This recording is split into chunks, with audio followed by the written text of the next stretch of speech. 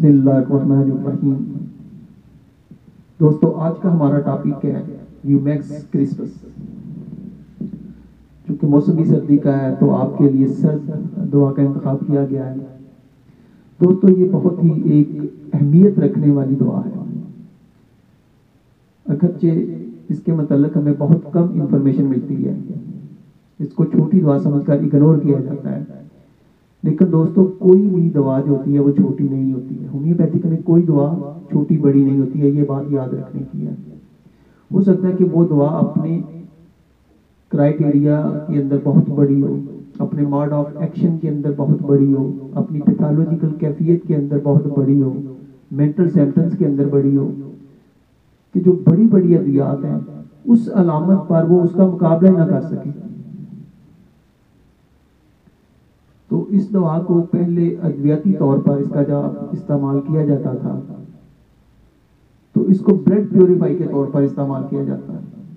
جسم کے پھوڑے پیسیوں کو دور کرنے کے لیے اس کا استعمال کیا جاتا ہے.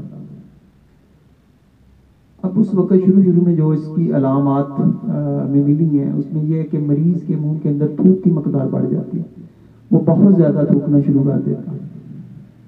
اس کے ناک سے پانی کا اخراج شروع ہو جاتا, اس کے منہ سے پانی کا اخراج شروع ہو جاتا.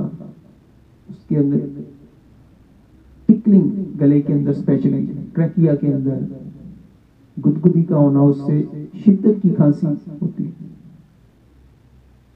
اب پہلے تو جب آنکھوں سے یا ناک سے یا منہ سے بہت زیادہ جو کف آ رہی تھی, وائٹ تھی, اس کے بعد یہ تھک ہونا شروع ہو جاتی ہے اور آہستہ آہستہ یہ ڈرائی ہو جاتی ہے. صبح کے وقت مریض کو اسہال کی شکایت ہو جاتی ہے. لیکن دوستو یہ تو اس کی وہ ابتدائی علامات ہیں, لیکن جب ہم اس کو پوٹینسی میں استعمال کریں گے, ڈائنامک فارم میں استعمال کریں گے, تو پھر انہی علامات کے لیے ہماری بڑی زبردست میڈیسن ہوگی, وہ ان علامات کو دور کر دے گی.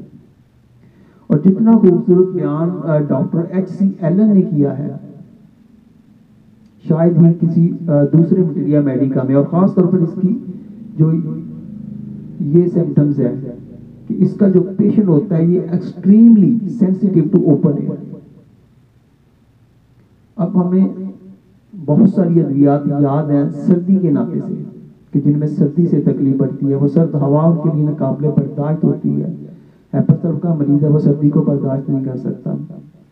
اس کے جسم کا کوئی بھی حصہ رات کو اگر سوتے وقت یا بستر سے باہر آ جائے تو اس سے سردی کی وجہ سے اس کے اندر کھانسی کی شدت بڑھ جاتی ہے, اس کو سردی لگ جاتی ہے. نقص نہیں کا بخار میں وہ اپنے جسم پر کپڑا اوڑھ کر رکھنا چاہتا ہے, وہ بہت زیادہ سردی سے احساس ہوتا ہے. اور بھی بہت ساری ادویات ہیں, لیکن یہ کہا گیا کہ extremely sensitive to open air, کہ اس کا مریض جو ہوتا ہے یہ کھلی ہوا سے بہت زیادہ حساس ہوتا ہے. کھلی ہوا بھی اس کی تکلیف میں اضافہ کر دیتی ہے, سرد ہوا سے تو حساس ہے ہی. اب یہ بڑی اہم بات ہے اس کے اندر. تو کیا ہوتا ہے کہ کھلی ہوا میں جانے سے اس کی تکلیف بڑھ جاتی ہے.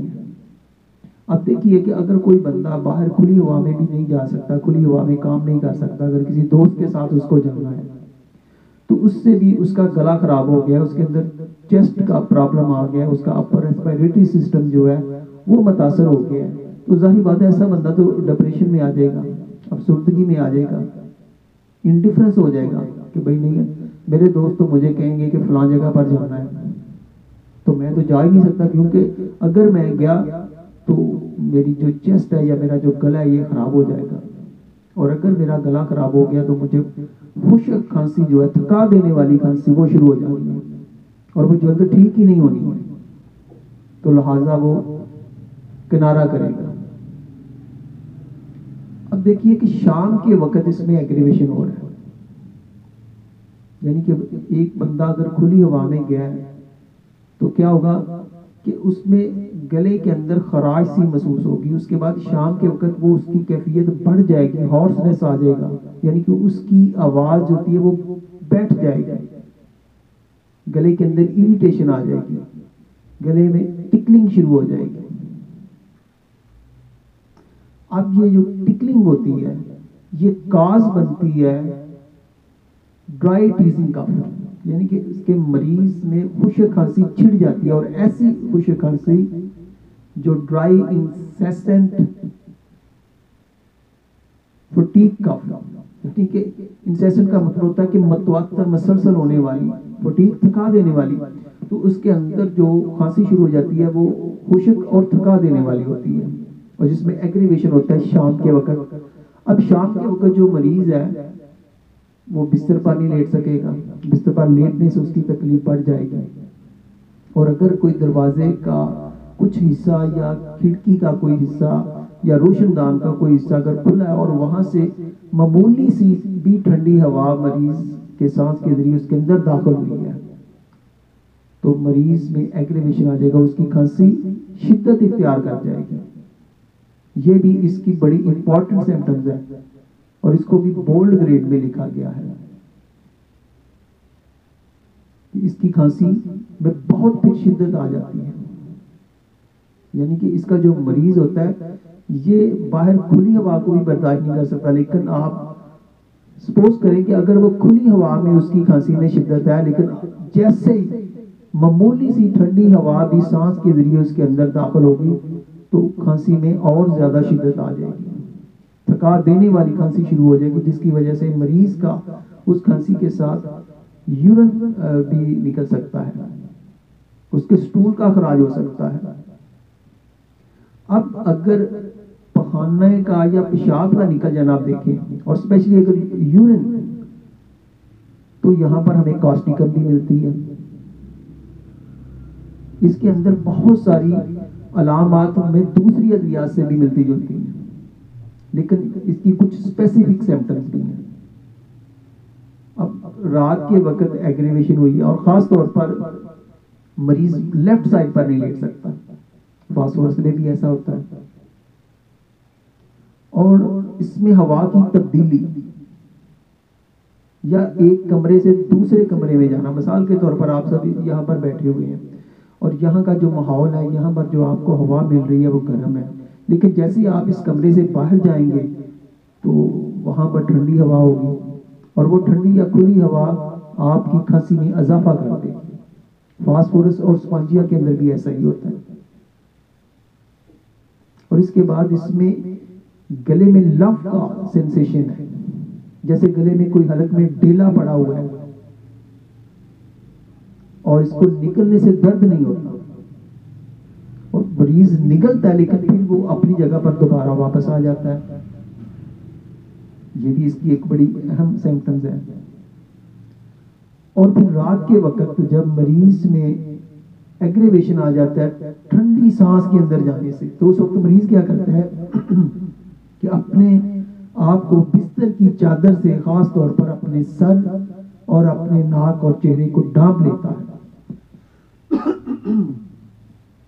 اور اس ڈانپنے سے ایمیلیوریشن ہو جاتی ہے، اور اگر ایسا نہیں کرے گا تو کھانسی میں شدت ہوگی۔ اور اس کی جو اگر باہر کھلی ہوا میں گیا یا سرد ہوا کا جھونکا جیسے اسے لگا تو اس کی کھانسی جو ہوتی ہے بڑھ جاتی ہے، اور اس کی کھانسی تھکا دینے والی ہے۔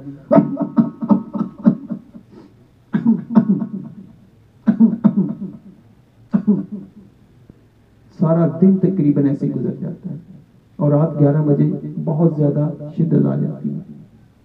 اب کورائلیم ہمارے پاس ایک میڈیسن ہے، وہ بھی کف کے لیے بڑی زبردست میڈیسن ہے، اور اس کی جو کھانسی ہوتی ہے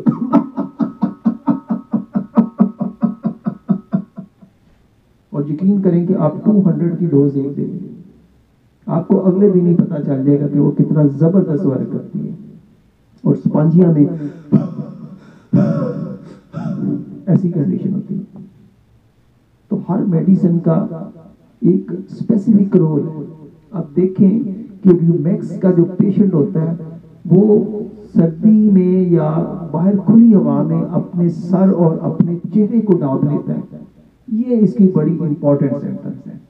اب اس سمپٹمز نے اس کی ویلیو کو بڑھا دیا، اور ہم تقریباً میرے خیال میں 80-90% جو ڈاکٹر ہیں وہ صرف اور صرف اس ایک سمپٹمز پر، جیسے ہمارے پاس پیشنٹ آتا ہے، ڈاکٹر صاحب میں باہر کھلی ہوا میں گیا تھا، ڈاکٹر صاحب میں فلاں جگہ کام کیا تھا بائک پر, مجھے ہوا لگی, میرا گلا خراب ہو گیا اور مجھے شدید خشک کھانسی شروع ہو گئی, اور جب یہ چھڑتی ہے تو بہت تنگ کرتی ہے.